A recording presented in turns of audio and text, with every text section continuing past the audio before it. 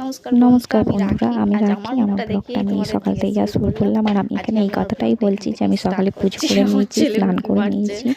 এখন আমার ছেলেকে পড়াচ্ছি, ও পড়তে বসেছে। আর মিস্ত্রিও লেগেছে আমাদের বাড়ি আজকেও আমাদের 3জন মিস্ত্রি লেগেছে, তাদের জন্য টিফিন করবো। ওনাদের একবার চা দিয়েছি, তারপরেই আমি চান করেছি, কাপড় কেচেছি, পুজো করলাম। আর এখন আমি ওদের টিফিনের তরকারিটা হচ্ছে। এই যে আমার ছেলে পড়তে বসেছে, আর আমি ঠাকুরকে ভোগ দিয়েছিলাম, সেই ভোগেরটাই বাটিতে আছে। আর এই যে মিষ্টিদের তরকারি রান্না করছি। আর ওদের তরকারিটা হয়ে গেলে আমাদের দুপুরে রান্না করবো। এই যে দুপুরে রান্না চিংড়ি মাছের মাথা ভর্তা, বেটে ভর্তা করেছি, পালং শাকের তরকারি, বেগুন ভাজা। আর এখানে আছে মাছ দিয়ে, শিম দিয়ে, আলু দিয়ে, ওলকপি দিয়ে তরকারি। আর এটা সকালের তরকারি একটুখানি বেঁচে গেছে। এই আমাদের রান্না।